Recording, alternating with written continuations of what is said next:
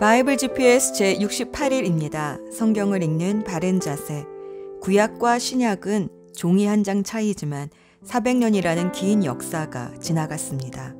그래서 바로 신약을 읽다 보면 갑자기 달라진 분위기에 어리둥절해집니다. 구약에서는 없었던 바리새인, 사두개인, 열심당, 사내들인 공회, 로마 총독, 세리들, 이런 낯선 단어들이 등장하기 때문입니다. 그래서 이 400년의 신구약 중간사를 알고 읽어야 두 시대를 연결하여 읽을 수 있습니다. 말라기 이후로 세례 요한이 나타날 때까지 단 한 명의 선지자도 나타나지 않았다 하여 이 시기를 침묵기라고도 부르지만 사실 세계사적으로는 강대국의 각축으로 격동의 시간을 보냈습니다. 하나님은 이 400년 동안 일어날 일을 이미 바벨론의 느부갓네살의 꿈을 통해 예고해 주셨는데 다니엘에게는 꿈과 환상을 통해 더 자세히 알려주셨습니다. 느부갓네살이 꾼 꿈과 다니엘의 환상을 통해 신구약 중간사 400년을 미리 살펴봅시다.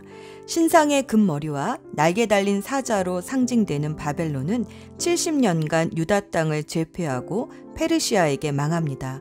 그 후에 메데 바사, 즉 페르시아가 일어나 200년간 제국으로 다스립니다.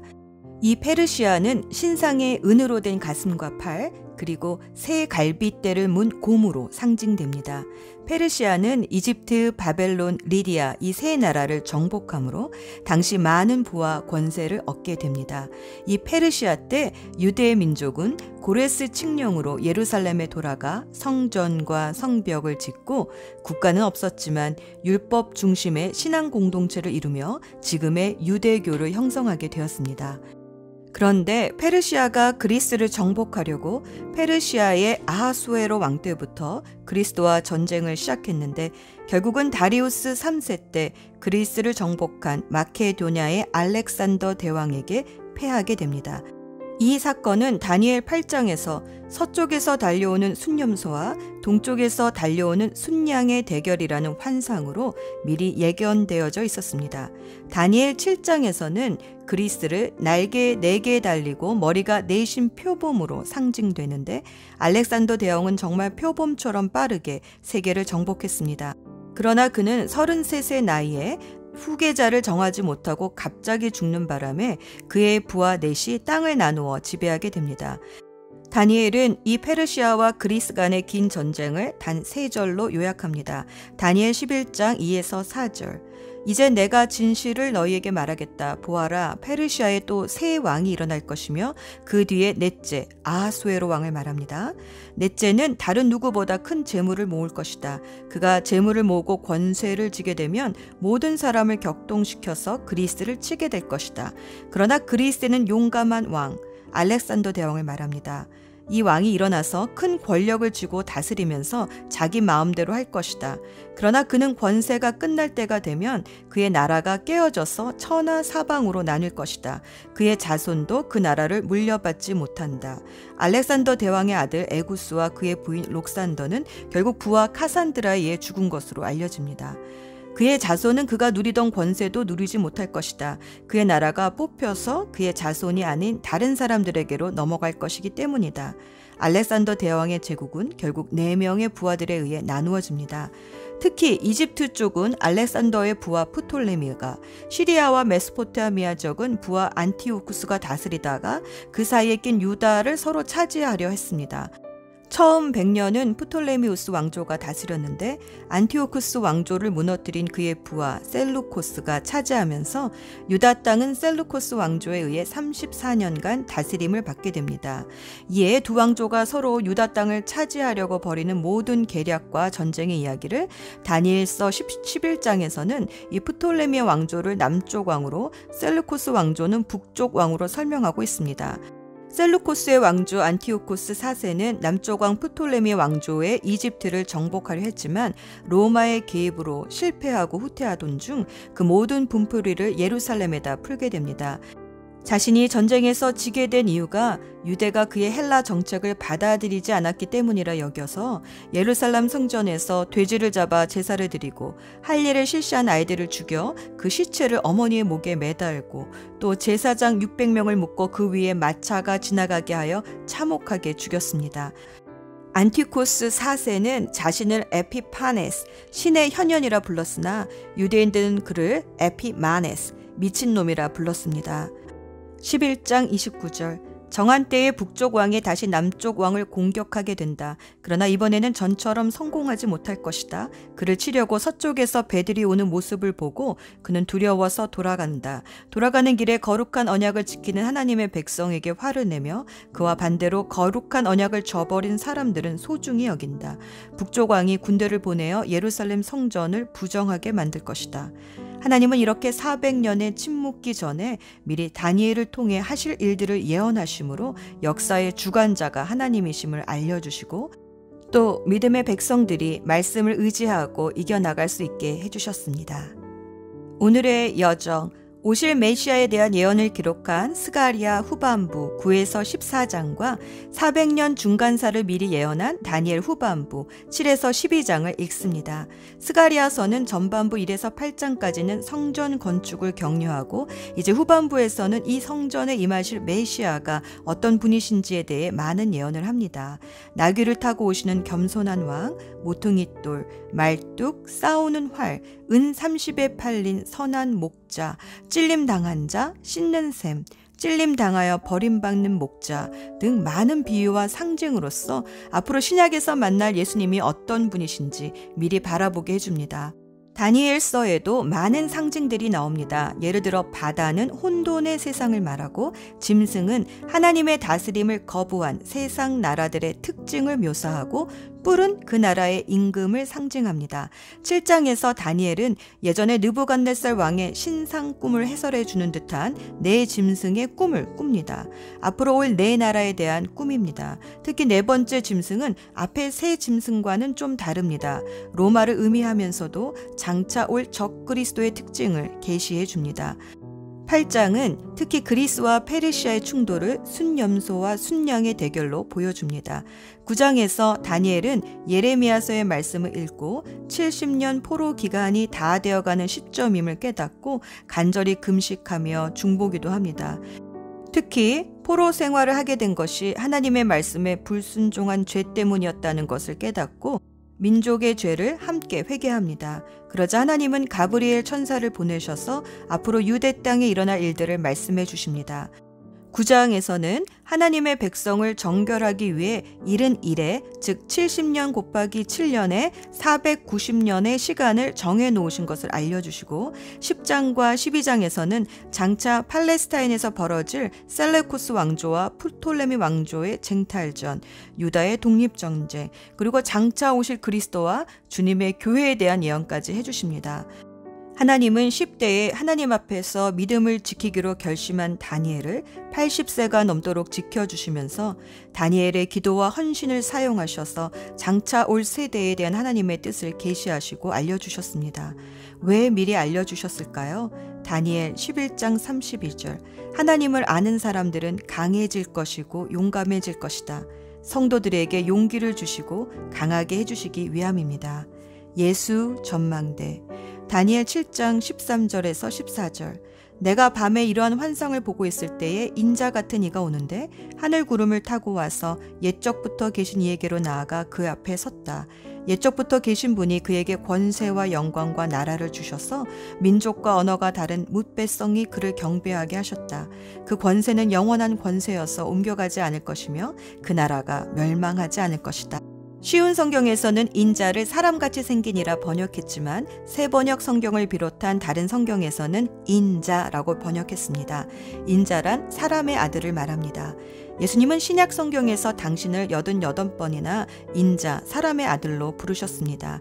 다니엘은 환상 중에서 날개 달린 사자, 머리 내딸린 표범, 갈빗대를 물고 있는 곰 같은 짐승들만 보다가 하나님 보좌 앞으로 구름을 타고 온 사람의 형상을 보고서 그분을 인자, 즉 사람의 아들 같은 이라고 부릅니다. 그리고 문맥상 이 인자는 구약에서 계속 예언되어 온 여자의 후손, 곧 메시아를 부르는 호칭이 됩니다. 그래서 복음서에서 예수님이 자신을 인자로 부르신 것은 사실 자신이 메시아이심을 암시하신 것입니다. 예수님은 하나님이시지만 우리의 죄값을 치르시려고 이 땅에 육신을 입은 사람으로 오셨습니다. 요한일서 4장 2절 이로써 너희가 하나님의 영을 알지니 곧 예수 그리스도께서 육체로 오신 것을 시인하는 영마다 하나님께 속한 것이요 라고 말합니다. 즉 인자란 하나님이신 예수님이 인간의 죄값을 치르고 죽기에 오신 사람, 구원자이신 메시아이심을 가리키는 말입니다. 기도합시다. 깨달음을 주시는 하나님 아버지, 다니엘이 말씀을 깨닫기 위해 기도했던 것처럼 저희도 말씀을 깨닫기 위해 기도하기 원합니다. 내 생각이 아니라 주님의 생각을 깨닫는 지혜를 기도할 때마다 다운로드해 주시옵소서. 우리에게 지혜와 총명으로 깨달음을 주시는 예수 그리스도 이름으로 기도합니다. 아멘. 스가랴 9장. 여호와의 경고의 말씀이다. 이 말씀이 하드락 땅과 다마스커스 성에 임하였다. 이스라엘의 모든 지파와 같이 온 백성의 눈이 여호와를 우러러보았다. 또 여호와의 말씀은 하드락 땅 경계에 있는 하맛성을 향한 경고이며 지혜롭다고 하는 두로와 시돈을 향한 경고이다. 두로는 요새를 지었고 은은 흙먼지처럼 쌓아 올렸으며 길거리에 진흙같이 많은 금을 가졌다. 그러나 주께서 그들이 가진 것을 다 없애실 것이다. 바다에서 떨치던 그 세력을 꺾으시고 불로 그 성을 태우실 것이다. 아스글론 성이 그것을 보고 두려워하고 가사 백성이 두려움에 떨며 에그론 백성이 희망을 잃을 것이다. 가사에 왕이 끊길 것이며 아스글론에 다시는 사람이 살지 않을 것이다. 아스도세는 혼혈아들이 살 것이다. 내가 블레셋의 교만을 꺾겠다. 내가 그 입에서 피를 제거하며 그 이 사이에서 역겨운 음식을 제거하겠다. 그들 가운데 살아남은 사람은 내 백성이 될 것이다. 그들이 유다의 한 지파처럼 살 것이며 에그로는 여부스 사람처럼 내 백성이 될 것이다. 내가 오고 가는 군대들로부터 내 성전을 지키겠다. 내가 지킴으로 그 누구도 다시는 내 백성을 해치지 못한다. 시온 백성아 기뻐하여라. 예루살렘 백성아 즐거이 외쳐라. 보라, 내 왕이 내게로 오신다. 그분은 의로우시며 구원하시는 왕이시다. 그분은 겸손하시어 나귀를 타신다. 나귀 새끼를 타고 오신다. 내가 에브라임에서 전차들을 없애겠고 예루살렘에서 말들을 없애겠다. 전쟁에서 쓰이는 활들은 부러질 것이다. 그 왕이 나라들에게 평화를 말할 것이다. 그의 나라가 바다에서 바다까지 유프라테스 강에서 땅끝까지 미칠 것이다. 내 백성아, 내가 너희와 언약을 맺었으며 희생 제물의 피로 그 언약을 봉인했다. 그러므로 내가 너희 가운데 포로된 사람을 물 없는 운덩이에서 풀어주겠다. 희망을 가진 너희 포로들아, 너희의 요새로 돌아오너라. 내가 오늘 너희에게 이른다. 너희를 옛날보다 2배로 회복시켜 주겠다. 내가 유다를 내 활처럼 쓰겠고 에브라임을 내 화살처럼 쓰겠다. 시온아, 내가 너희의 사람을 써서 그리스 사람을 치게 하겠다. 너희를 용사의 칼처럼 쓰겠다. 그때 여호와께서 그들에게 나타나실 것이다. 번개처럼 그분의 화살을 쏘실 것이다. 주 여호와께서 나팔을 부시며 남쪽의 회오리 바람 속으로 행군하실 것이다. 백성이 술 취한 사람처럼 전쟁터에서 소리 지를 것이며 적군의 피를 포도주처럼 마실 것이다. 그들은 피로 가득한 그릇과 같고 피로 흠뻑 젖은 제단의 모퉁이와도 같다. 그날에 그들의 하나님 여호와께서 그분의 백성을 양떼로 여겨 구해 주실 것이다. 그들은 여호와의 땅에서 왕관에 달린 보석처럼 빛날 것이다. 그들은 매우 예쁘고 아름다울 것이다. 젊은 남자들은 곡식으로 굳세질 것이며 젊은 여자들은 새 포도주로 아름다워질 것이다. 스가랴 10장. 봄철에 여호와께 비를 내려달라고 구하여라. 여호와께서는 비를 만드시고 소나기를 내리시며 모든 이에게 밭의 채소를 주시는 분이시다. 우상들은 거짓말을 하고 점쟁이들은 헛된 환상을 본다. 그들은 거짓 꿈 이야기를 하며 헛된 말로 위로한다. 그러므로 백성은 길을 잃은 양과 같고 목자가 없으므로 고통을 당한다. 내 분노가 목자들을 칠 것이며 내가 그 숫염소들을 칠 것이다. 왜냐하면 만군의 여호와께서 그의 양떼 유다 족속을 방문하셨고 그리고 그가 그들을 전쟁의 영광스러운 말처럼 두셨기 때문이다. 유다에서 모퉁이돌 같은 사람이 나오고 장막의 말뚝 같은 사람이 나온다. 그에게서 전쟁터에 활 같은 사람이 나오고 모든 통치자가 나온다. 그들은 진흙길을 지나 전쟁터로 나아가는 용사들과 같다. 나 여호와가 그들과 함께 있다. 그러므로 그들이 싸워 기마병들을 물리칠 것이다. 내가 유다 백성을 강하게 하며 요셉 족속을 구하겠다. 내가 그들을 국률이 여김으로 그들을 다시 데려오겠다. 내가 그들을 한 번도 저버린 적이 없는 것처럼 하겠다. 나는 그들의 하나님 여호와이다. 그들이 부르짖을 때 들어주겠다. 에브라임 백성은 용사같이 되며 그 마음이 포도주를 마셨을 때처럼 즐거울 것이다. 그들의 자녀가 그것을 보고 기뻐할 것이며 나 여호와 안에서 즐거워할 것이다. 내가 내 백성을 부르고 그들을 모으겠다. 그들을 구해주겠다. 그들은 옛날처럼 그 수가 많아질 것이다. 내가 내 백성을 다른 나라로 쫓아버렸으나 그 먼 곳에서도 나를 기억할 것이다. 그 자녀와 더불어 살다가 돌아올 것이다. 내가 그들을 이집트에서 다시 데려오겠다. 아시리아에서 다시 모아들이겠다. 길르앗과 레바논으로 데려가서 그 땅이 비좁을 정도가 되게 하겠다. 그들이 고통의 바다를 지나올 때 내가 바다의 파도를 잠잠하게 할 것이다. 나일강이 말라버릴 것이다. 내가 아시리아의 교만을 꺾겠다. 이집트가 다른 나라들에게 부린 권세도 꺾겠다. 내가 그들을 여호와로 강하게 하겠고 그들이 여호와의 이름으로 행할 것이다. 여호와의 말씀이다. 스가랴 11장. 레바논아, 내 문을 열어라. 불이 내 백향목을 태울 것이다. 소나무야, 울어라. 백향목이 넘어졌도다. 큰 나무들이 꺾였다. 바산의 상수리 나무야, 울어라. 울창한 삼림이 베어졌다. 목자들이 우는 소리를 들어라. 그들의 목장이 시들었다. 사자들의 울부짖는 소리를 들어라. 요단 강가의 무성한 숲이 황폐하게 되었다.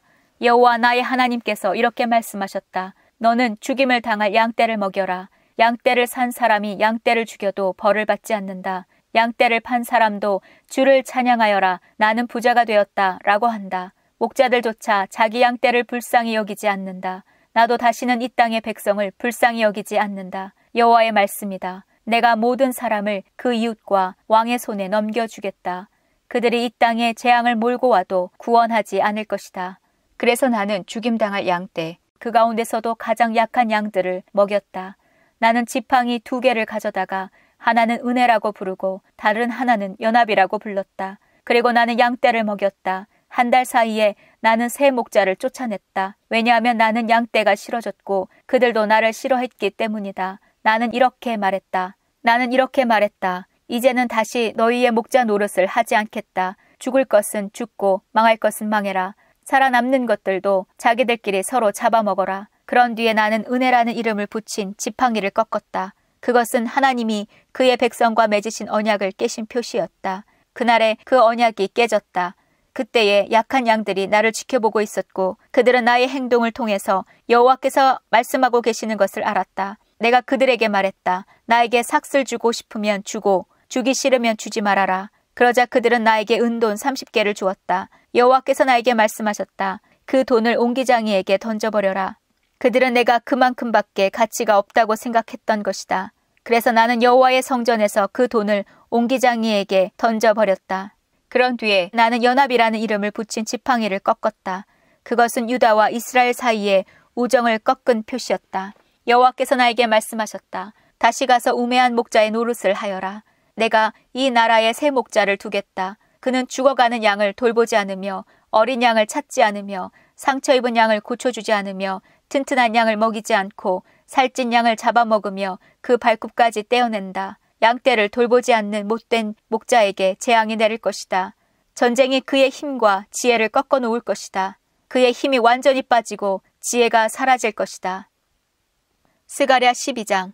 이것은 여호와께서 이스라엘에게 하신 경고의 말씀이다. 하늘을 펼쳐 놓으셨고 땅에 기초를 놓으신 분, 그 안에 사람의 영을 만드신 하나님께서 이렇게 말씀하셨다. 내가 예루살렘을 독이 든 잔처럼 만들어 그 주변 나라들을 다치게 하겠다. 그 나라들은 예루살렘과 유다를 치러 올 것이다. 장차 이 땅 위에 모든 나라가 예루살렘을 치러 올 것이다. 그때에 내가 예루살렘을 무거운 바위처럼 만들겠다. 누구든지 바위를 옮기려 하는 사람은 다칠 것이다. 그날에 내가 모든 말을 두려움에 떨게 하고 말탄 사람을 미치게 하겠다. 여호와의 말씀이다. 내가 유다를 지키겠지만 그 원수들의 모든 말은 눈이 멀게 하겠다. 그러면 유다의 지도자들이 마음속으로 말하기를 예루살렘 백성은 강하다. 이는 만군의 여호와께서 그들의 하나님이시기 때문이다. 라고 할 것이다. 그날에 내가 유다의 지도자들을 나무단을 태우는 불처럼 만들겠다. 그들은 집을 태우는 불이 되어 왼쪽과 오른쪽의 주변 나라들을 다 멸망시킬 것이다. 그러나 예루살렘은 그때에도 안전할 것이다. 나 여호와가 유다의 장막을 구원할 것이다. 다윗의 성 예루살렘에 사는 백성이 누릴 영광이 유다가 누릴 영광보다 크지 못할 것이다. 그날에 나 여호와가 예루살렘에 사는 백성을 지켜줄 것이다. 그리하여 그들 가운데서 가장 약한 사람도 다윗처럼 강해질 것이다. 그리고 다윗 집안은 마치 하나님처럼 될 것이다. 그들은 여호와의 천사처럼 되어 백성을 인도할 것이다. 그날에 내가 예루살렘을 치러 오는 모든 나라를 멸망시키겠다. 내가 다윗 집안과 예루살렘에 사는 백성에게 자비와 은혜의 영을 주겠다. 그들은 자신들이 찔러 죽인 나를 보고 마치 외아들을 잃은 사람처럼 슬피 울 것이다. 마치 맏아들을 잃은 사람처럼 슬퍼할 것이다. 그날에 예루살렘에서 크게 울부짖는 소리가 들릴 것이다. 마치 무깃도 평야에 하다들인 몸을 위해 슬피 우는 것과 같은 소리가 들릴 것이다. 온 땅이 슬피 울 것이다. 집집마다 각각 울 것이다. 다윗 집안과 그 아내들도 각각 슬피 울 것이다. 나단 집안과 그 아내들도 각각 울 것이다. 레위 집안과 그 아내들도 각각 울 것이다. 시므이 집안과 그 아내들도 각각 울 것이다. 나머지 모든 집안과 그 아내들도 각각 울 것이다. 스가랴 13장. 그날에 다윗의 자손과 예루살렘 백성을 위해 샘이 터질 것이다. 그 샘이 그들의 죄와 허물을 씻어줄 것이다. 만군의 여호와의 말씀이다. 그날에 내가 우상들의 이름을 땅에서 지워버리겠다. 아무도 다시는 그 이름을 기억하지 않을 것이다. 그리고 예언자들과 더러운 영들도 이 땅에서 없애버리겠다. 그런데도 예언을 계속하는 사람이 있으면 그의 부모가 그에게 너는 여호와의 이름으로 거짓말을 했으므로 죽어야 한다 라고 말할 것이다. 예언을 하는 사람이 있으면 그의 부모가 그를 찔러 죽일 것이다. 그날에 예언자들은 자기의 환상과 예언을 부끄러워할 것이다. 그들은 털로 만든 예언자의 옷을 입고 백성을 속이려고도 하지 않을 것이다. 그들은 말하기를 나는 예언자가 아니다. 나는 농부다. 나는 젊었을 때부터 농부였다 라고 할 것이다. 누군가가 그에게 당신 몸에 있는 상처는 어떻게 생긴 거요? 하고 물으면 그는 친구 집에서 입은 상처요 하고 대답할 것이다.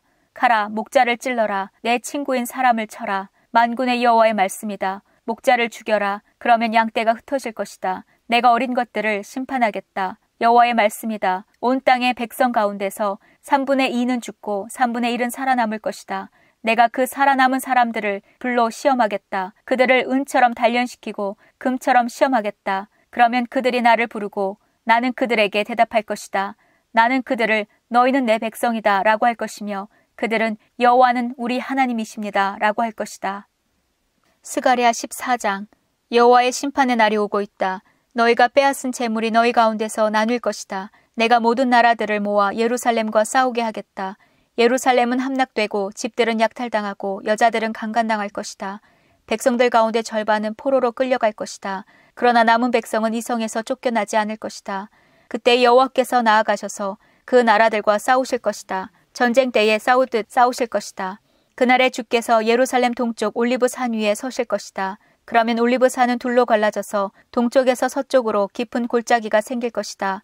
그리하여 산의 절반은 북쪽으로 절반은 남쪽으로 옮겨질 것이다. 너희는 아셀까지 뻗어있는 이 산 골짜기를 통해 도망할 것이다. 마치 유다 왕 우시야 시대에 지진을 피해 도망한 것처럼 도망할 것이다. 그때에 내 주 하나님께서 모든 거룩한 사람을 거느리고 오실 것이다. 그날이 오면 영광의 빛이 없을 것이다. 이와 같은 날은 없을 것이다. 언제 그날이 올지는 여호와만이 아신다. 그때가 되면 낮도 밤도 없을 것이다. 밤에도 낮처럼 빛이 비출 것이다. 그날이 오면 예루살렘에서 생수가 흘러넘쳐 절반은 동쪽 사해로 흘러들어가고 절반은 서쪽 지중해로 흘러들어갈 것이다. 여름에도 겨울에도 그렇게 흐를 것이다. 여호와께서 온 세계의 왕이 되실 것이다. 그날에는 오직 여호와만이 주가 되실 것이며 여호와의 이름만이 홀로 빛날 것이다. 게바에서 예루살렘 남쪽 림몬까지 온 땅이 평야로 변할 것이다. 그러나 예루살렘은 베냐민 문에서 천문을 지나 모퉁이 문에 이르기까지 그리고 하나넬 망대에서 왕의 포도주 틀까지 제자리에 높이 솟아 있을 것이다. 백성이 거기에 살 것이며 다시는 그 성이 멸망하지 않을 것이다. 예루살렘은 안전할 것이다. 그러나 예루살렘을 친 나라들은 여호와께서 심판하실 것이다. 그들에게 무서운 재앙을 내리실 것이다. 그들이 서 있는 동안에도 그들의 살이 썩고 눈이 눈구멍 속에서 썩고 혀가 입안에서 썩을 것이다. 그날이 오면 여호와께서 공포를 퍼뜨리실 것이다. 사람마다 이웃을 붙잡고 서로 칠 것이다. 유다 백성도 예루살렘에서 싸울 것이다. 이웃 나라들의 재물 곧 금과 은과 옷가지가 예루살렘에 쌓일 것이다. 이와 똑같은 재앙이 말과 노새와 낙타와 나귀들에게도 내릴 것이다. 적진에 있는 모든 짐승에게 재앙이 내릴 것이다. 예루살렘을 치러 온 백성 가운데 살아남은 사람이 해마다 예루살렘으로 와서 만군의 여호와 영원한 왕께 예배할 것이다. 그리고 초막절을 지킬 것이다. 세계 온 나라 백성들 가운데 예루살렘에 와서 만군의 여호와 영원한 왕께 예배하지 않은 백성이 있으면 그 백성의 땅에는 비가 내리지 않을 것이다. 이집트 사람들이 예루살렘에 와서 초막절을 지키지 않으면 여호와께서 다른 나라들에 내린 것과 똑같은 재앙을 그들에게도 내리실 것이다. 이집트를 비롯해서 초막절을 지키지 않는 나라마다 이런 심판을 받을 것이다. 그날이 오면 말 방울에도 여호와께 거룩히 구별된 것이라는 글이 새겨져 있을 것이며 여호와의 성전의 솥들도 거룩한 제단 그릇들처럼 될 것이다. 예루살렘과 유다에 있는 모든 솥도 만군의 여호와께 거룩히 구별하여 바친 성물이 될 것이며 제물을 바치는 사람마다 그 솥들로 고기를 삶을 수 있을 것이다. 그날이 오면 만군의 여호와의 성전에 다시는 상인들이 없을 것이다. 다니엘 7장. 벨사살이 바빌로니아 왕이 된 첫 해에 다니엘이 꿈을 꾸었습니다. 다니엘은 잠자리에 누워 있다가 환상을 보고 그 꿈의 내용을 적어두었습니다. 다니엘이 말했습니다. 내가 밤에 환상을 보았는데 사방에서 바람이 불어와 바다 물결이 매우 높아졌다. 그때 커다란 짐승 4마리가 바다에서 올라왔다. 짐승들의 모양은 각기 달랐다. 첫 번째 짐승은 사자처럼 보였으나 독수리의 날개가 달려 있었다. 내가 바라보는 동안 그 날개가 찢겨 나갔다. 그 짐승은 몸을 세우더니 사람처럼 2발로 섰다. 게다가 사람의 마음을 가지고 있었다. 두 번째 짐승은 마치 곰처럼 생겼다. 그 짐승의 몸은 한쪽으로만 치켜 올라갔다. 이빨 사이에는 갈빗대 3대가 물려 있었다. 누군가가 그 짐승에게 일어나 고기를 많이 먹어라고 말했다. 그 후에 다른 짐승이 나타나는 것을 보았다. 이 짐승은 표범처럼 생겼는데 등에는 새의 날개 4개가 나 있었고 머리도 4개였다. 이 짐승은 다스릴 권세를 받았다. 그날 밤 환상 가운데서 계속 살펴보았더니 내 앞에 4번째 짐승이 보였다. 이 짐승은 무섭고 잔인하고 매우 강하게 생겼다. 이 짐승의 이빨은 쇠였는데 그 이빨로 먹이를 으스러뜨려 잡아먹고 발로는 그 남은 먹이를 짓밟았다. 이 짐승은 전에 본 다른 짐승들과 달랐고 10개의 뿔이 나 있었다. 내가 그 뿔들을 가만히 살펴보고 있는데 다른 뿔 하나가 이 뿔들 사이에서 나왔다. 그 뿔에는 사람의 눈 같은 것이 달려 있었고 또 입도 있어서 큰 소리로 떠들어댔다. 이 작은 뿔이 다른 뿔 3개를 뽑아버렸다. 보좌들이 자리에 놓인 것도 보았다. 영원전부터 살아계신 하나님이 그 보좌 가운데 앉으셨다. 하나님의 옷은 눈처럼 희고 머리카락은 양털처럼 깨끗했다. 그 보좌에는 불꽃이 타오르고 있었고 보좌의 바퀴에서는 불길이 이글거렸다. 불이 강처럼 그 앞에서 흘러나왔다. 수천 천사가 그를 섬기고 있었고 수만 천사가 그를 모시고 서 있었다. 심판이 시작되었을 때 책들은 이미 펼쳐져 있었다. 작은 뿔이 계속해서 떠들어대길래 나도 계속 바라보았다. 내가 살펴보는 사이에 4번째 짐승이 죽임을 당했고 그 시체는 타는 불 속으로 던져졌다. 나머지 3 짐승은 그 권세를 빼앗겼지만 얼마 동안은 죽지 않고 살아남도록 허락되었다. 내가 밤에 환상을 보고 있는데 마치 사람같이 생긴 분이 하늘 구름을 타고 왔다. 그가 영원전부터 살아계신 하나님께 나아가자 누군가가 그를 하나님께 인도했다. 하나님이 사람처럼 생긴 분에게 권세와 영광과 나라를 주셨다. 백성들과 나라들과 각기 다른 말을 쓰는 모든 사람은 그를 섬겨야 했다. 그의 다스림은 영원할 것이며 그의 나라는 절대로 망하지 않을 것이다. 나 다니엘은 걱정을 했다. 내가 본 환상들 때문에 두려워졌다. 나는 보좌 옆에 서 있는 한 천사에게 가까이 가서 이 모든 일의 뜻을 물었다. 그는 내게 설명해 주었다.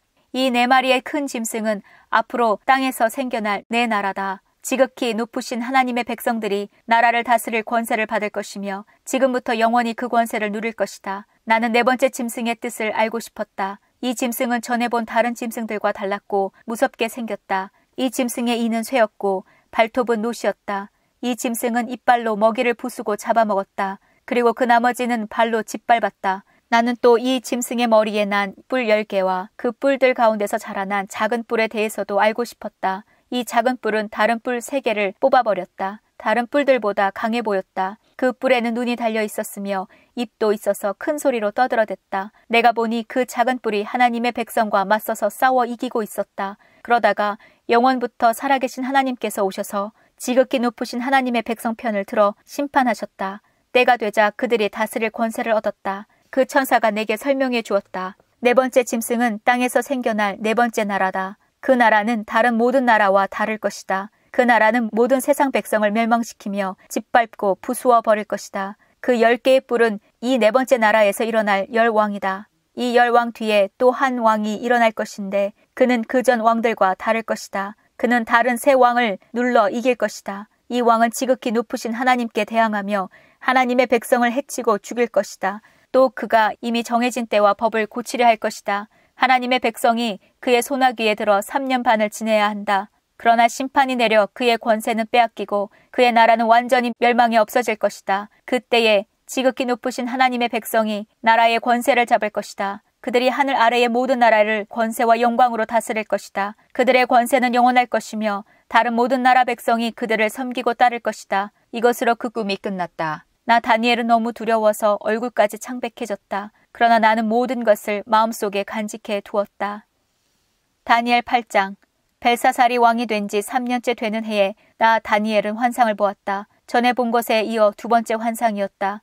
그 환상 속에서 보니 내가 엘람 지방의 수도인 수산성의 을레 강가에 서 있었다. 눈을 들어보니 강가에 수량 한 마리가 서 있었다. 그 수량의 뿔은 2개였는데 뿔 하나는 다른 뿔보다 더 길었다. 긴 뿔이 짧은 뿔보다 늦게 나왔으나 더 빨리 자랐다. 내가 보니 그 수량이 서쪽과 북쪽과 남쪽을 향해 들이받는데 아무 짐승도 그 앞에서 맞서지 못했다. 또 아무도 그의 손에서 다른 짐승을 구해내지 못했다. 그는 무엇이든지 하고 싶은 대로 했으며 매우 강해졌다. 내가 이것에 대해 생각하고 있는데 숫염소 한 마리가 서쪽에서부터 오는 것이 보였다. 이 숫염소의 두 눈 사이에 뚜렷하게 잘 보이는 커다란 뿔 하나가 있었다. 그가 온 땅을 두루 다녔는데 그 발이 땅에 닿지도 않을 정도로 빨랐다. 이 숫염소가 성난 모습으로 두 뿔 달린 수량, 곧 내가 강가에서 본 그 수량을 들이받았다. 내가 보니 그 수렴소가 수량을 공격하여 수량의 두 뿔을 부러뜨렸다. 수량은 수렴소를 막을 힘이 없었다. 수렴소가 수량을 땅에 넘어뜨리더니 발로 짓밟았다. 아무도 그 수량을 숫염소에게서 구해내지 못했다. 그 숫염소는 점점 더 강해지더니 그때 그의 큰 뿔이 부러지고 대신 뚜렷하게 잘 보이는 뿔 넷이 사방을 향해 자라났다. 그러다가 그 중 하나에서 다시 작은 뿔 하나가 자라났다. 그 뿔은 남쪽과 동쪽과 아름다운 유다 땅을 향해 크게 뻗어나갔다. 그 작은 뿔이 하늘에 닿을 만큼 자라나더니 하늘 군사들 중에서 몇 명을 땅에 떨어뜨려 짓밟았다. 심지어 그 뿔이 하늘의 군대 사령관에게 대항할 정도까지 되어서 주께 날마다 드리던 제사마저 못하게 하고 주께 예배드리던 전마저 헐어버렸다. 그 뿔 때문에 하나님을 반역하는 일이 일어났고 백성들은 날마다 드리던 제사를 멈추었으며 진리는 땅에 내던져졌다. 그 뿔은 하는 일마다 다 성공했다. 그때 두 천사가 말하는 것을 들었는데 한 거룩한 자가 다른 천사에게 물었다. 이 환상 속의 일들이 언제까지 계속되겠소? 날마다 드리던 제사가 금지되고 하나님께 반역하여 멸망을 부르고 성전을 헐고 하늘 군사를 짓밟는 일이 언제까지 계속되겠소? 천사가 내게 말했다. 이 일은 밤낮으로 2300일이 지날 때까지 계속될 것이다. 그런 뒤에야 성소가 다시 깨끗해질 수 있을 것이다. 나 다니엘이 이 환상을 보고 그 뜻을 이해하려고 했었다. 그때에 사람처럼 생긴 분이 갑자기 내 앞에 나타났다. 을레 강으로부터 사람의 소리가 들려왔다. 가브리엘아, 이 사람에게 그 환상을 설명해 주어라. 가브리엘이 내게 서 있는 곳으로 왔는데 그가 가까이 올 때에 나는 매우 두려워 얼굴을 땅에 대고 엎드렸다. 가브리엘이 내게 말했다. 사람의 아들아, 깨달아 알아라. 이 환상은 세상 끝에 관한 것이다. 가브리엘이 말하고 있을 때 나는 땅에 얼굴을 대고 깊이 잠들었다. 그러자 그가 내 몸에 손을 대어 나를 일으켜 세웠다.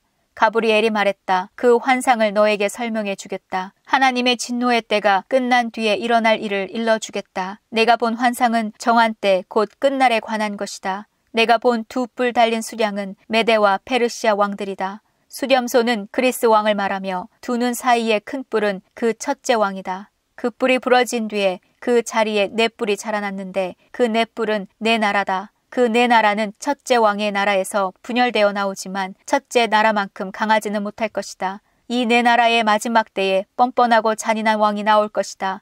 많은 백성이 하나님께 반역할 때에 이 왕은 거짓말을 일삼을 것이다. 이 왕은 매우 강하겠지만 그의 힘은 그에게서 나오는 것이 아니다. 그는 무서운 힘으로 파괴할 것이며 하는 일마다 성공할 것이다. 강한 백성과 하나님의 백성까지 이길 것이다. 그가 꾀를 내어 남을 속이고 스스로를 높일 것이다. 그가 평화롭게 사는 백성을 많이 죽일 것이며 왕의 왕이신 하나님과도 싸우려 할 것이다.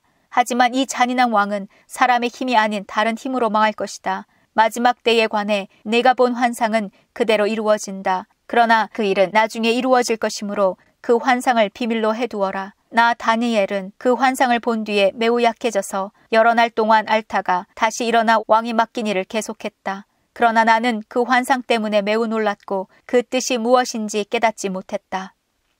다니엘 9장. 메대 족속 사람으로서 아수에로의 아들 다리오가 바빌로니아의 왕이 된 첫 해의 일이다.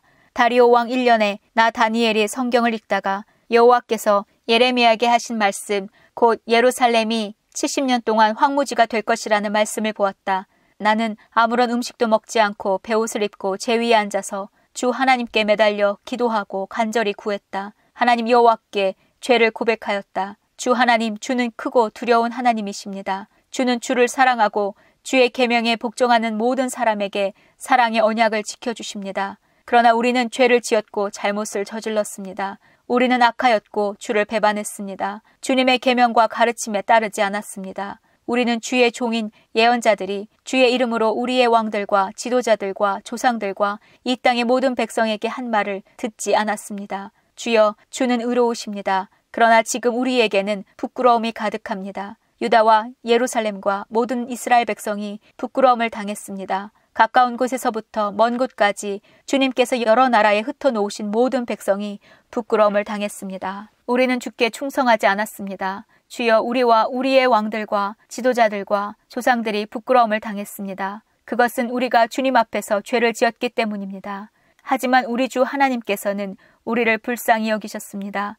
우리가 주님을 배반했을 때에도 주님은 우리를 용서해 주셨습니다. 그런데도 우리는 우리 하나님 여호와께 복종하지 않았습니다. 하나님께서 여호와의 종인 예언자들을 통해 우리에게 주신 가르침을 따르지 않았습니다.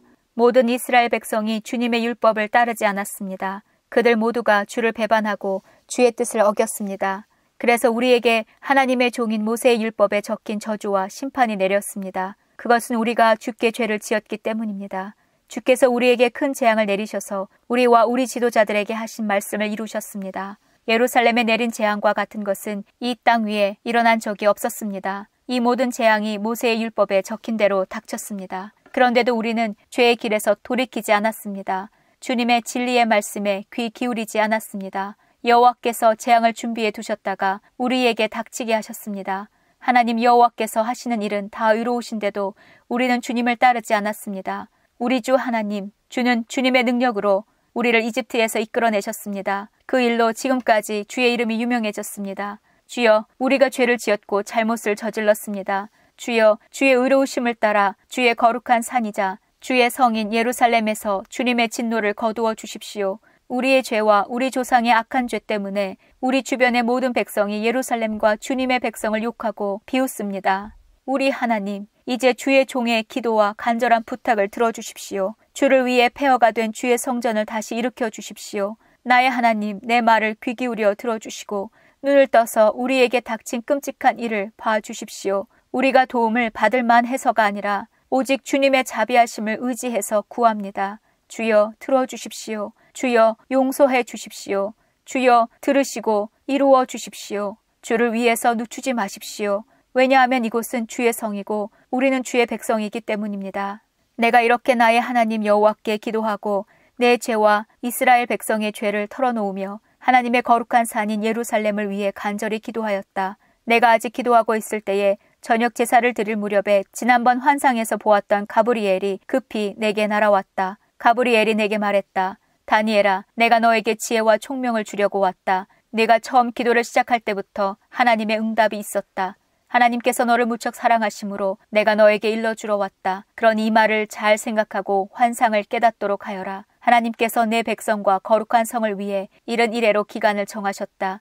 이 기간이 지나야 하나님께 반역하는 것이 그치고 죄악이 그치고 악한 것이 없어지고 영원한 의가 드러나며 환상과 예언이 이루어지고 지극히 거룩한 것이 세워질 것이다. 너는 배우고 깨달아라. 예루살렘을 다시 건설하라는 명령이 있을 때부터 하나님이 세우시는 지도자가 올 때까지 7일에와 62일에가 지날 것이다. 예루살렘이 다시 건설되어 거리와 도랑이 이루어질 것이나 그때는 힘든 때이다. 62일의 뒤에 하나님께서 세우신 지도자가 죽임을 당하며 장차 한 통치자가 그 도시와 거룩한 것을 파괴할 것이다. 그 마지막이 홍수처럼 밀려오며 마지막 때까지 전쟁이 있을 것이다. 하나님께서 그곳이 완전히 멸망될 것을 선언하셨다. 그 통치자는 많은 백성과 더불어 한 이래 동안 언약을 맺을 것이다. 그는 그 이래의 절반 동안 예물과 제사를 못 드리게 막을 것이다. 그리고 멸망의 끔찍한 것이 성전의 가장 높은 곳에 놓이게 되지만 하나님께서는 그 사람을 없애라는 명령을 이미 내리셨다. 다니엘 10장. 페르시아의 고레스가 왕이 된 지 3년째 되는 해에 벨드사살이라고도 불리는 나 다니엘이 어떤 말씀을 받았다. 그 말씀은 참된 말씀으로 큰 전쟁에 관한 것이었다. 환상 가운데 누군가가 그 말씀을 설명해 주었으므로 나는 그 뜻을 깨달았다. 그때의 나 다니엘은 3주 동안 큰 슬픔에 빠져 있었다. 나는 좋은 음식과 고기를 먹지 않았고 술도 마시지 않았으며 몸에 기름도 바르지 않았다. 첫째 달 24일에 나는 저 큰 티그리스 강가에 서 있었다. 그곳에 서서 눈을 들어보니 한 사람이 모시옷을 입고 있었고 허리에는 순금으로 만든 허리띠를 두르고 있었다. 그의 몸은 황옥 같았고 그의 얼굴은 번개처럼 환했으며 그의 눈은 불 같았고 그의 팔과 다리는 빛나는 노새처럼 반짝였다. 또한 그의 목소리는 많은 무리가 외치는 소리와 같았다. 나 다니엘만 이 환상을 보았고 나와 함께 있던 다른 사람들은 보지 못했다. 그들은 크게 무서워하며 달아나 숨었다. 그래서 나만 혼자 남아 이 놀라운 환상을 지켜보았다. 나는 힘이 빠져서 얼굴은 죽은 사람처럼 창백해졌고 아무것도 할 수가 없었다. 그때 그 사람이 말하는 소리를 들었다. 나는 얼굴을 땅에 대고 깊은 잠이 들었다. 한 손이 나를 어루만지더니 그때까지도 떨고 있던 내 손과 무릎을 일으켜 세웠다. 그가 내게 말했다. 하나님의 크신 사랑을 받는 다니엘아, 내가 하는 말을 잘 들어라. 내가 보내심을 받아 내게 왔으니 일어서라. 나는 그가 이렇게 말할 때에 일어섰다. 하지만 그때까지도 떨고 있었다. 그가 내게 말했다. 다니엘아, 두려워하지 마라. 얼마 전에 내가 깨달음을 얻으려고 하나님 앞에서 겸손해지기로 결심한 때부터 하나님께서 내 기도를 들으셨다. 내가 온 것도 내 기도 때문이다. 그러나 페르시아의 왕이 21일 동안 나를 막아서 그와 싸우고 있을 때 가장 귀한 천사 가운데 하나인 미가엘이 와서 나를 도와주었다. 다니엘아, 이제 내가 너에게 왔으니 장차 내 백성에게 일어날 일을 설명해 주겠다. 이 환상은 앞으로 일어날 일에 관한 것이다. 그가 말하고 있는 동안 나는 머리를 땅에 대고 있었다. 나는 아무 말도 할 수 없었다. 그때에 사람처럼 생긴 분이 내 입술을 만지니 내가 입을 열어 내 앞에 서 있는 사람에게 말하기 시작했다. 주여, 내가 환상을 보았기 때문에 놀랍고 두려워 힘이 빠져버렸습니다. 주여, 주의 종인 내가 어떻게 주와 함께 말할 수 있겠습니까? 나는 힘이 빠져 숨쉬기조차 어렵습니다. 사람처럼 생긴 분이 또 나를 만지며 내게 힘을 주셨다. 그가 말했다. 하나님의 크신 사랑을 받은 사람아, 두려워하지 마라. 평안하여라. 이제 강해져라. 강해져라. 그가 내게 말할 때에 내게 힘이 생겨났다. 그래서 내가 말했다. 주여, 내게 힘을 주셨으니 이제 말씀하십시오. 그가 내게 말했다. 다니엘아, 내가 네게 온 까닭을 아느냐? 나는 이제 돌아가서 페르시아의 왕과 싸워야 한다. 내가 나가면 그리스의 왕이 올 것이다. 하지만 내가 가기 전에 너에게 진리의 책에 적힌 것을 일러주겠다. 내 백성을 다스리는 천사 미가엘 외에는 아무도 그들과 맞서 싸울 수 없다. 다니엘 11장. 메대 사람 다리오가 왕이 된 첫 해에 나는 그가 강해지도록 도와주었다. 다니엘아, 내가 너에게 진실을 말하겠다. 페르시아의 새 왕이 더 일어날 것이고 그 후에 네 번째 왕이 일어날 텐데 그는 페르시아의 그 어떤 왕보다 부자가 될 것이다. 그가 자기 재산으로 권력을 얻으며 모든 사람을 움직여 그리스를 칠 것이다. 그러다가 강한 왕이 일어나게 된다. 그가 큰 능력으로 나라를 다스리며 하고 싶은 일은 무엇이든 할 것이다. 그러나 그 왕의 세력이 가장 강할 때에 그의 나라가 망하여 4개의 나라로 나뉠 것이다. 그 나라가 뽑혀서 다른 백성에게 넘어갈 것이므로 그 나라는 더 이상 권세를 누리지 못하고 그 자손에게로 이어지지도 않게 된다. 남쪽 왕이 강해질 것이지만 그의 지휘관 가운데 한 명이 그보다 더 강해진다. 그가 큰 권세로 자기 나라를 다스릴 것이다. 몇 년 뒤에 남쪽 왕과 그의 지휘관은 서로 도와주기로 약속하며 남쪽 왕의 딸이 북쪽 왕과 결혼하여 평화가 찾아올 것이다. 그러나 그 여자는 권력을 잡지 못하고 그의 집안도 오래가지 못한다. 그 여자와 가족 그리고 그 여자를 그 나라에서 데려온 사람들이 다 죽임을 당하게 된다. 그러나 그 여자의 집안에서 나온 한 사람이 남쪽 왕이 되어 북쪽 왕의 군대를 공격하며 그의 요새에 쳐들어가서 싸워 이길 것이다. 그가 그들의 신들과 새로 만든 우상들과 은이나 금으로 만든 값진 물건을 빼앗아 이집트로 가져간다. 그리고 몇 해 동안은 북쪽 왕을 괴롭히지 않을 것이다. 그러다가 북쪽 왕이 남쪽 왕을 치지만 이기지 못하고 다른 나라로 쫓겨날 것이다. 북쪽 왕의 아들들이 전쟁을 준비하여 큰 군대를 조직하여 홍수처럼 휩쓸고 다니다가 남쪽 왕의 요새에 이르게 될 것이다. 남쪽 왕은 크게 노하여 북쪽 왕의 군대와 맞서 싸우러 나가며 북쪽 왕은 큰 군대를 일으키지만 전쟁에서 질 것이다. 남쪽 왕은 큰 군대를 무찌른 후에 교만해져서 수많은 사람을 죽이지만 계속 이기지는 못할 것이다. 북쪽 왕은 처음보다 더 많은 군대를 일으켜서 몇 해 뒤에 큰 군대와 많은 무기로 공격하게 된다. 그때에 많은 사람이 일어나 남쪽 왕을 치며 너희 백성 가운데서 싸우기 좋아하는 사람들이 남쪽 왕과 맞서 싸울 것이다. 그들은 하나님의 뜻이 이루어질 때가 되었다고 생각하지만 실패하게 된다. 그때에 북쪽 왕이 와서 성벽 꼭대기까지 흙무더기를 쌓아 올려 요새처럼 튼튼한 그 성을 빼앗을 것이다. 남쪽 군대의 용사들은 북쪽 군대를 막을 힘이 없다. 북쪽 왕은 무엇이든지 하고 싶은 대로 하지만 아무도 그를 막지 못할 것이다. 그는 아름다운 이스라엘 땅을 빼앗아 다스리며 그 땅을 멸망시킬 것이다.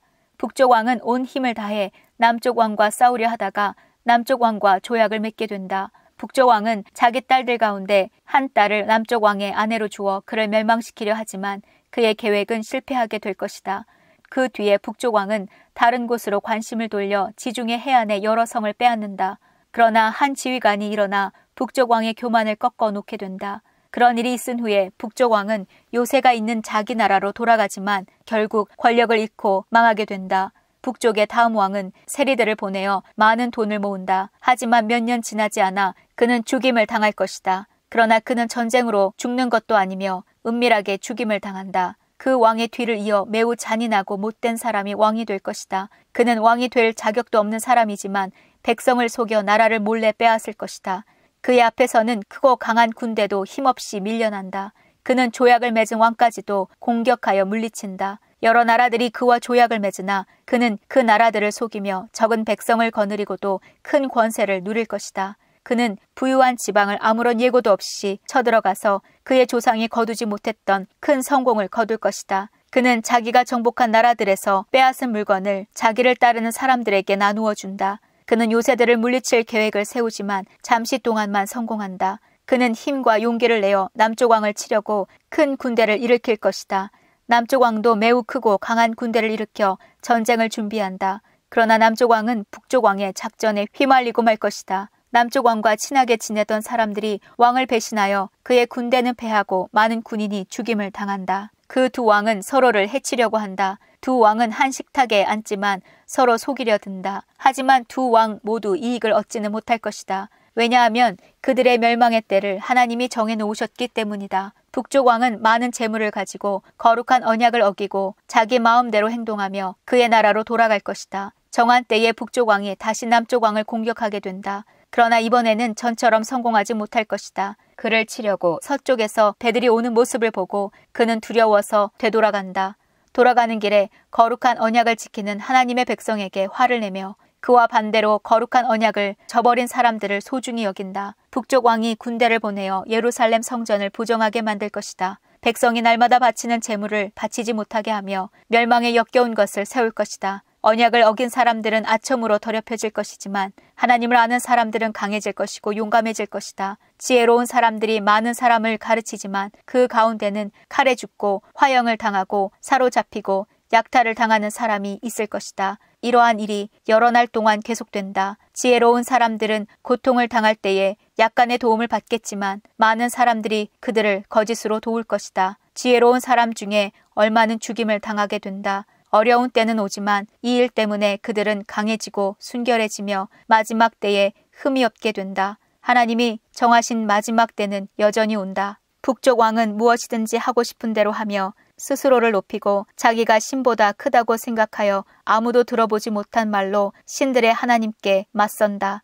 그의 성공은 하나님의 진노가 끝나면서 함께 끝날 것이다. 그것은 하나님께서 정하신 일은 반드시 이루어지기 때문이다. 그 북쪽 왕은 자기 조상들이 섬기던 신들과 여자들이 섬기던 신들을 섬기지 않는다. 그는 어떤 신도 섬기지 않고 자기를 더 귀하게 여긴다. 북쪽 왕은 권세와 능력을 섬기며 그의 조상들이 알지 못하던 신을 섬긴다. 그는 금과 은과 값비싼 보석과 예물로 권세의 신을 섬기게 된다. 그는 외국 신의 도움으로 요새를 공격한다. 자기를 따르는 백성들을 높여주고 그들에게 다른 백성을 다스릴 권세를 주며 그들에게 땅을 나누어 주고 그 값을 받을 것이다. 마지막 때가 오면 남쪽 왕이 북쪽 왕과 맞서 싸우게 된다. 북쪽 왕이 전차대와 기병대와 수많은 큰 배들을 이끌고 남쪽 왕을 칠 것이다. 그는 홍수처럼 여러 나라를 휩쓸고 다닌다. 북쪽 왕은 아름다운 유다 땅을 치고 여러 나라를 물리치지만 에돔과 모압과 암몬의 지도자들은 그의 손아귀에서 벗어날 것이다. 북쪽 왕이 큰 능력으로 여러 나라를 치면 이집트도 당해내지 못한다. 북쪽 왕은 금과 은과 이집트의 모든 보물을 모을 것이며 리비아와 에티오피아 백성이 그를 따르게 된다. 그러나 동쪽과 북쪽에서 들려오는 소식이 북쪽 왕을 두려움에 빠뜨리자 그는 분노에 차서 여러 나라를 멸망시킨다. 그는 바다와 영화로운 거룩한 산 사이에 그의 장막을 세울 것이다. 그러나 마침내 그의 끝이 이르며 그가 죽을 때에 아무도 그를 돕지 않을 것이다. 다니엘 12장. 다니엘아, 그때에 내 백성을 지키는 위대한 통치자 미가엘이 일어날 것이다. 이 땅 위에 나라들이 생긴 뒤로 한 번도 없던 큰 고난의 때가 온다. 그러나 네 백성은 살아날 것이다. 누구든지 하나님의 책에 적힌 사람은 구원받을 것이다. 이미 죽은 사람 가운데서 많은 사람이 다시 살아날 것이다. 그들 가운데 어떤 사람은 다시 깨어나 영원히 살며 어떤 사람은 깨어나 영원히 부끄러움과 멸시를 당할 것이다. 지혜로운 사람은 하늘의 밝은 별처럼 빛날 것이다. 사람들을 올바른 길로 이끈 사람은 영원히 별처럼 빛날 것이다. 그러나 너 다니엘아, 너는 마지막 때까지 이 책을 닫아놓고 봉인해 두어라. 많은 사람이 참된 지식을 얻으려고 왔다 갔다 할 것이다. 그때에 나 다니엘이 보니 다른 두 사람이 있는데 한 사람은 강 이쪽 편에 서 있었고 다른 사람은 강 저쪽 편에 서 있었다. 한 사람이 모시옷을 입은 사람, 곧 강물 위에 있는 사람에게 말했다. 이 놀라운 일들이 일어날 때까지 얼마나 더 있어야 합니까? 모시옷을 입은 물 위에 서 있던 사람이 하늘을 향해 손을 치켜들었다. 그가 영원히 살아계신 하나님의 이름으로 맹세하는 소리가 들렸다. 3년 반이 지나야 한다. 거룩한 백성의 권세가 깨어진 뒤에 이 모든 일이 이루어질 것이다. 나는 그 말을 듣고도 깨닫지 못하여 다시 물었다. 주여, 이 모든 일이 일어난 뒤에는 어떤 일이 일어나겠습니까? 그가 대답했다. 다니엘아, 내 길을 가거라. 이 말은 마지막 때까지 닫힌 채 봉인되었다. 많은 사람이 깨끗해지고 순결해지고 흠없이 될 것이다. 그러나 악한 사람은 여전히 악할 것이다. 그들은 이 일을 깨닫지 못하며 오직 지혜로운 사람만이 깨달을 것이다. 날마다 드리는 제사가 없어질 것이며 멸망에 역겨운 것이 세워질 것이다. 그때부터 1290일이 지날 것이다. 마지막 1335일을 기다리는 사람은 복될 것이다. 너 다니엘아, 끝까지 내 길을 가거라. 내가 죽어 평안히 쉬다가 마지막 때에 죽은 사람들 가운데서 일어나 상을 받을 것이다.